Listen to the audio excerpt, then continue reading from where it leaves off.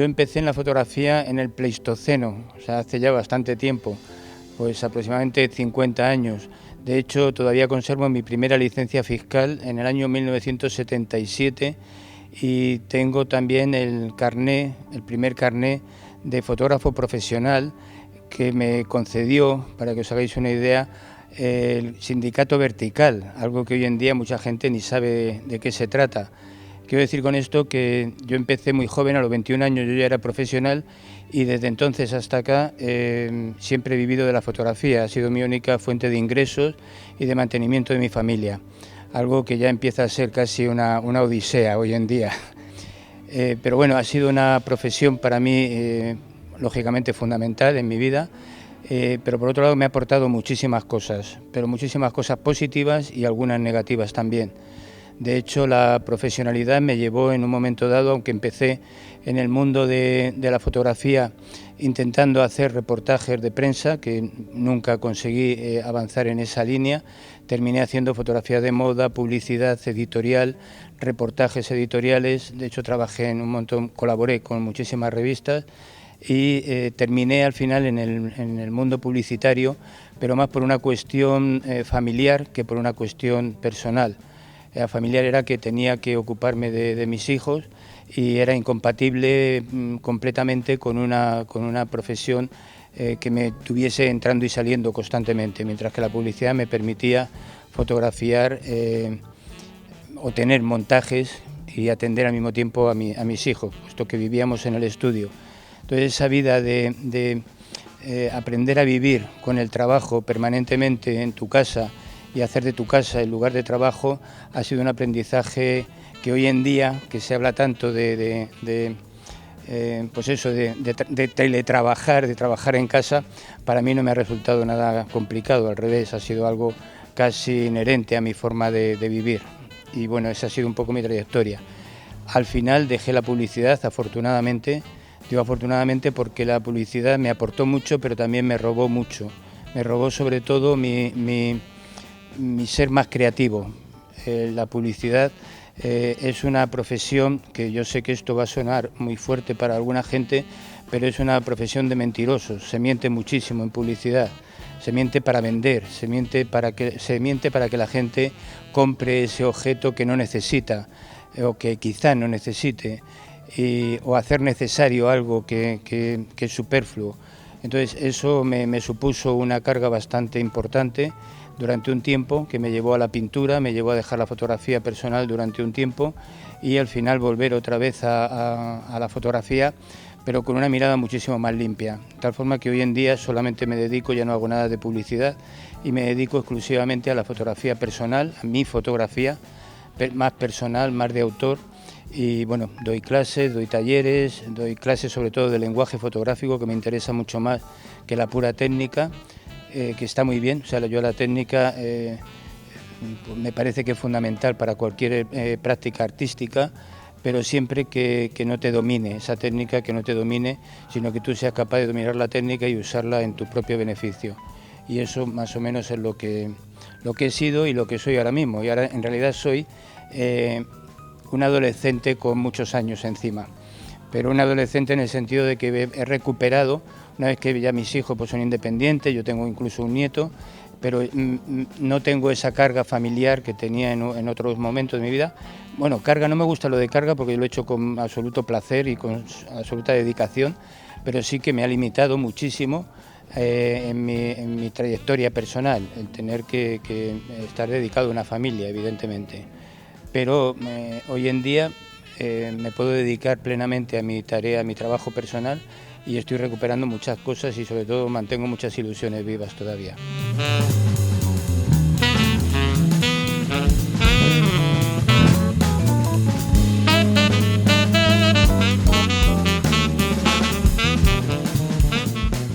Bueno, yo eso de fotografía artística lo entiendo a medias, sinceramente. Es decir, la fotografía es un medio de expresión, evidentemente. Si es arte o no es arte, sobre todo lo que yo hago, creo que no soy el adecuado para decirlo, eso es algo que tendrán que decir los demás. Yo hago fotografía porque siento la necesidad de hacerla, siento la necesidad de comunicarme a través de la fotografía Y cuando he dicho que la profesión, bueno, yo ahora estoy jubilado, aunque sigo haciendo algunas cosas, sigo dando talleres, sigo dando cursos, y entonces ahora es cuando realmente me siento más libre para hacer lo que a mí me apetece, lo que yo tengo necesidad de expresar, de contar. Entonces es como si estuviese iniciando una nueva carrera. La profesionalidad me ha permitido vivir, me ha permitido ganarme la vida honradamente, haciendo fotografías, pagando mis impuestos como todo el mundo y como una profesión más. Y me siento un buen profesional que ha hecho lo mejor posible su trabajo.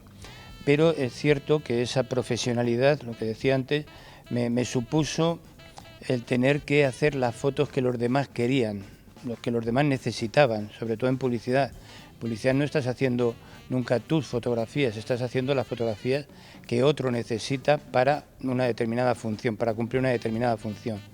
Entonces yo, por ejemplo, voy a poner un ejemplo que yo creo que se entiende muy bien aquí en Almería, y es cuando yo trabajaba en una agencia de publicidad importante, la más importante de aquí de Almería, estaba obligado a hacer fotografías turísticas, hacía muchísimas fotos turísticas, pero estaba obligado a hacerlas con un cielo siempre limpio, azul, sin nubes, o sea, como si en Almería jamás hubiese nubes, y es la imagen que se quería transmitir, porque en definitiva se trata de idealizar una imagen, se trata de idealizar un concepto, el del turismo, ¿no?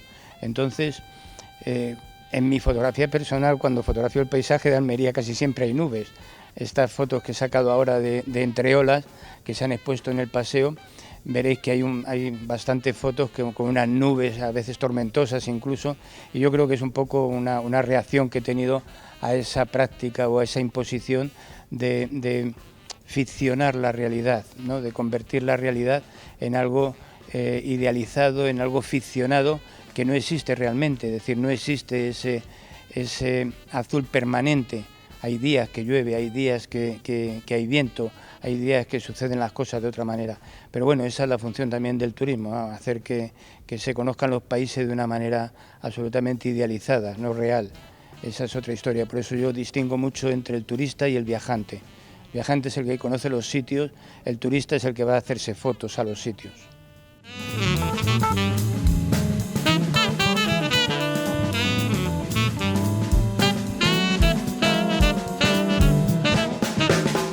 He tenido muchos referentes, es decir, a mí me pasa un poco con la fotografía lo mismo que con la música. A mí me gusta la música, sería incapaz de decir ni tan siquiera un tipo de música. Yo puedo saltar del heavy metal a la ópera, al romanticismo, sin ningún problema, incluso al barroco, que es un mundo artístico que me es muy ajeno, el barroco en general, el barroco artístico, pictórico, escultórico, me resulta muy ajeno. Sin embargo, en la música sí mantengo autores del barroco que me interesan. Pues con la fotografía me pasa lo mismo, tengo referentes de todo tipo, ¿no?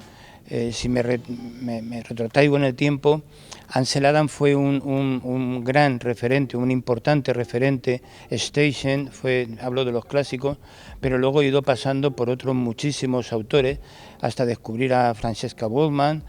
Yo qué sé, es que no quiero porque sé que siempre me voy a dejar gente fuera, pero hay grandísimos fotógrafos que por supuesto han sido referentes. Y yo diría que para mí como referente sirve cualquiera que haga su trabajo con pasión, con ilusión, y eso se nota, eso trasciende la mera imagen.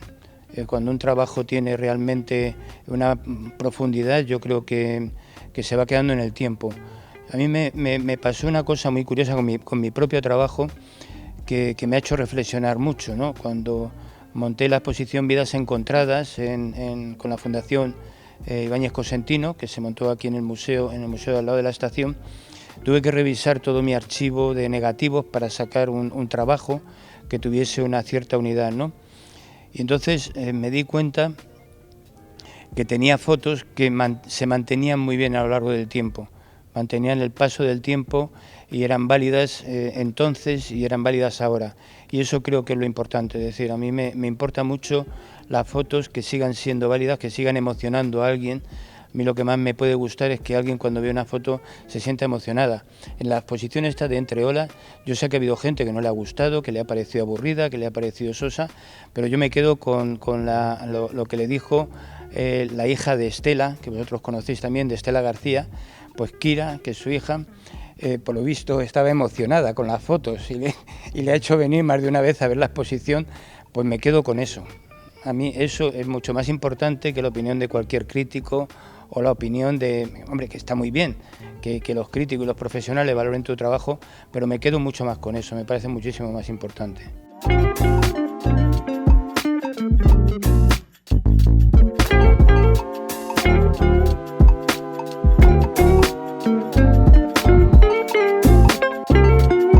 Para mí es muy sencillo, no existe. La fotografía es la fotografía y me da igual la herramienta, o como digo en algún momento en un escrito que hice, me da igual el barro con el que se construyan las imágenes. A un escritor jamás se le pregunta si escribe con un ordenador, con pluma o con una máquina de escribir. Lo que importa es lo que escribe.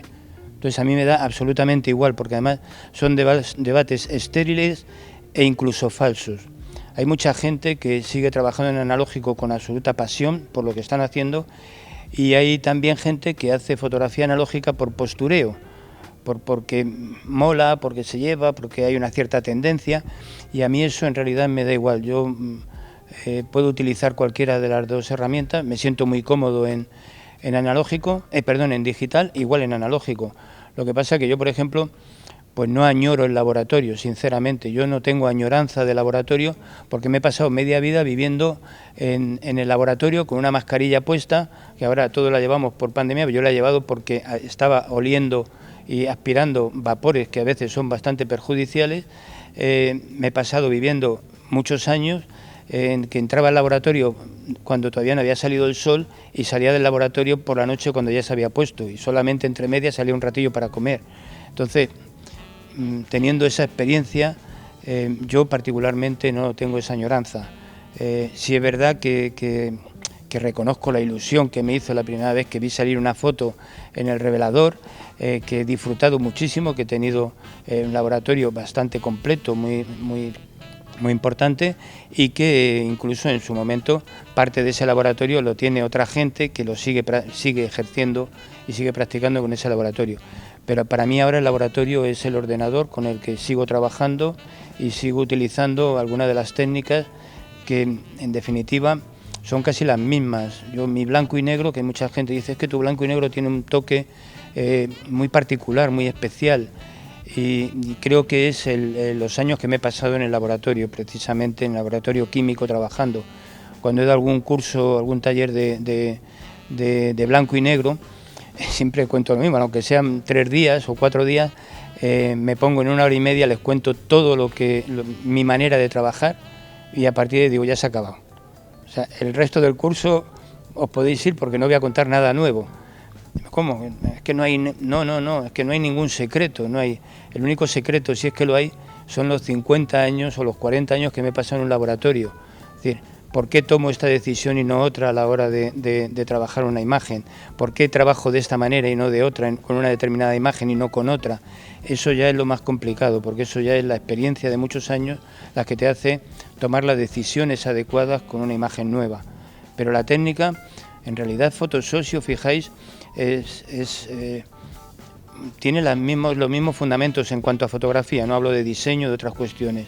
En cuanto a fotografía, está hecho con herramientas estrictamente fotográficas. El trabajo de capas, yo tengo un trabajo que hice, no me recuerdo el año, pero como los 80, 82, 83, que me dieron una foto en el Ministerio de Cultura, una foto pequeñita en blanco y negro, para que con eso intentase hacer una portada en color para una revista que se llamaba Fragmentos, una revista del Ministerio de Cultura. Bueno, pues hice una serie de capas con película de línea, película de alto contraste, y iba opacando con opacador determinadas zonas, de tal forma que iba poniendo capas superpuestas y cada una dejaba pasar la luz, una parte de la luz. Entonces, jugando con esos dobles de pares de positivos y negativos y iluminando con filtros de color, conseguía darle color a una imagen que tiene otra. Que la gente cuando lo ha visto, ¿esto lo has hecho con ordenador? Pues mira, en el año 82, cuéntame con qué ordenador pude yo haber hecho esto, ¿no?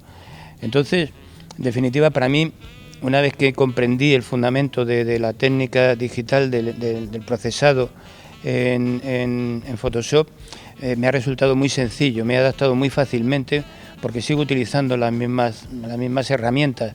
Yo hago los tapados que hacía en el laboratorio en la reserva. Recuerdo, en mi laboratorio tenía la ampliadora y a la derecha tenía una serie de varillas de bicicleta a las que le había pegado soportes negros, desde un circulito pequeño, uno más grande, formas de cabeza, perfiles de montañas de diferentes tipos, y en el otro lado estaban los negativos de estas máscaras, pues para hacer reservas o para hacer tapados. Entonces, ¿eso qué es? Pues el trabajo con máscaras, o sea, con selecciones en Photoshop. Lo que pasa que ahora pues lo haces con luz, estás más a gusto, yo por lo menos estoy más a gusto, pero en definitiva es lo mismo. Por eso digo que esa dicotomía de analógico digital para mí no existe.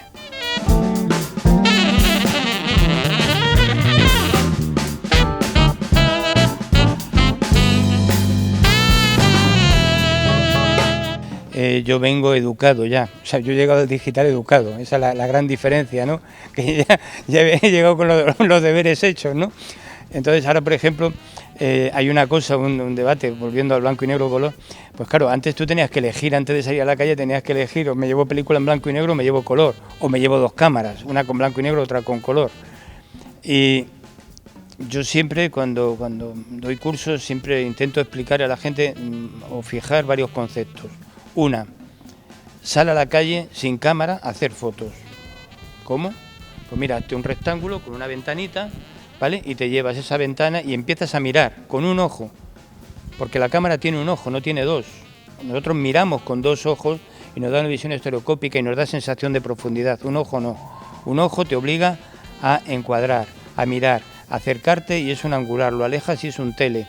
Entonces eso te obliga a mirar y a darte cuenta de que no siempre tienes que mirar desde aquí, que te tienes que agachar, que tienes que poner contrapicados, que tienes que subirte para buscar diferentes puntos de vista y diferentes ángulos. Entonces, eso es lo más complicado, efectivamente. No se soluciona haciendo muchas fotos, no se soluciona así. Se soluciona aprendiendo a mirar, aprendiendo a reflexionar, aprendiendo a no disparar, a no hacer esa foto, porque te sobra. Yo de la pintura aprendí una cosa que también me parece importantísima, y es que un pintor parte de un lienzo en blanco y le va poniendo cosas. Su tarea es añadirle cosas a ese lienzo en blanco, mientras que un fotógrafo parte de un lienzo inmenso lleno de cosas y de lo que tiene que hacer es quitar. ¿Y cómo lo quita? Con el encuadre. Con el encuadre quita aquello de la realidad que le sobra para dar su visión concreta del mundo. Y esa tarea tiene que ser una tarea de reflexión y de educación. Entonces, sí es cierto que en la fotografía digital se trabaja con el dedo muy rápido, sin pensar, sin reflexionar. Y ese es el gran problema, efectivamente, eso sí. Y eso creo que solamente se soluciona reflexionando, mirando, analizando las fotos que haces, siendo autocrítico con lo que haces, escuchando a los demás, escuchando las opiniones de los demás y sobre todo siendo muy autocrítico. Hoy creo que otro de los problemas graves es que hay mucha autocomplacencia. Es que a mí me gusta, me lo han dicho cantidad de veces.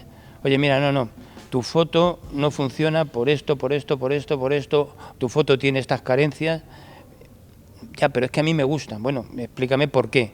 Porque me gusta. Eso no es ninguna razón. O sea, es una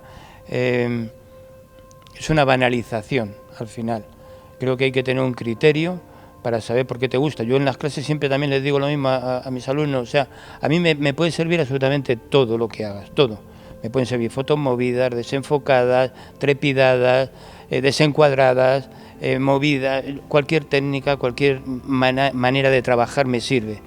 Pero me tienes que justificar, en clase estoy explicando, no es que lo tengas que justificar después ante los demás, pero en una clase cuando estás aprendiendo me tienes que justificar por qué fotografías de esa manera, qué significa para ti, por qué haces ese tipo de encuadre. Si lo haces simplemente porque te ha salido y has dicho qué gracioso, y haces otra más con ese, qué gracioso, convertir en estilo 1000 errores no te está haciendo un gran favor.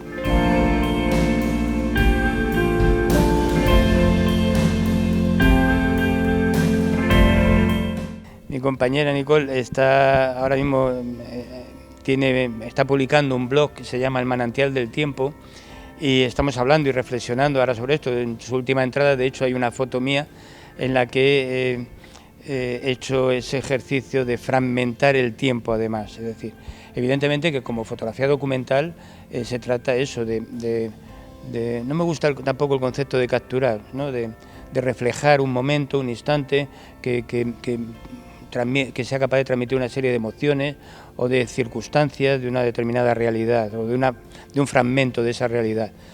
Pero más allá de eso, sí he hecho esos trabajos que decía de investigación más conceptuales. Hay uno en concreto que se llama Defragmentaciones, en el que he fragmentado el espacio y el tiempo, para luego volverlo a unir en una realidad que ya no tiene una relación directa ni con el tiempo ni con el propio espacio.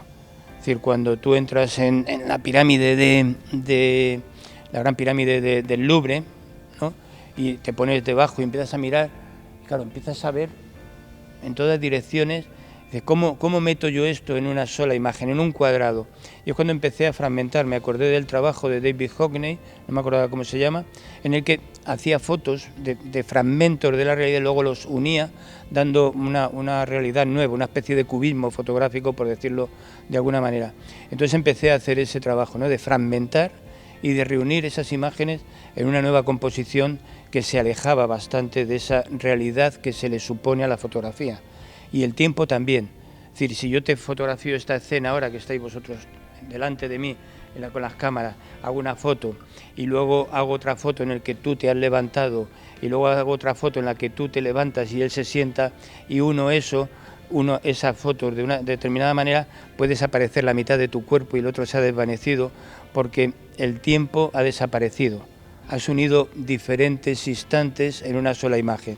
Eso es otro concepto de la fotografía. Claro que le he dado vuelta y me ha calentado mucho la cabeza con esa historia y me parece apasionante también, ¿no? Es otro concepto muy diferente de salir a la calle, hacer fotografía, a la calle o cualquier sitio, o fijarte en ese instante, ¿no? Al final, precisamente hablando con mi mujer de esta historia, llego a una conclusión inmediata, y es que la cámara fotográfica es una gran fábrica de pasados. En el momento que tú haces una foto, ese instante que tú luego vas a ver o que estás viendo incluso en la pantalla, en realidad estás viendo algo que ha pasado, es el pasado. Nunca podrás fotografiar el futuro, a no ser que algún vidente te ayude, ¿no? Si eso es posible. Pero sí, cualquier imagen que tú estás viendo, en realidad ya forma parte del pasado. Entonces, resulta un tanto inquietante. Yo cuando hice esa recuperación de mi archivo desde el principio, me resultó muy duro, por muchas razones, pero la más importante, lo que me resultó más duro, es descubrir que algunos de los antiguos amigos que yo había fotografiado y que estaban ahí en esas fotos y que intenté localizarles, ahora aprovechando las redes y demás, descubrir que ya habían fallecido. Entonces, de repente, todavía se me pone la carne de gallina porque yo los estaba viendo allí, y esa capacidad de evocación que tiene la fotografía real me recordaba perfectamente la sensación, hasta los olores que podía haber. Es decir, esa vuelta, esa capacidad de retrotraerme en el tiempo a las emociones, las sensaciones que podía haber, era muy fuerte. Y claro, encontrarte con que esa persona ya no estaba y todo lo que había significado era como encontrar un vacío dentro de ti muy, muy, muy potente.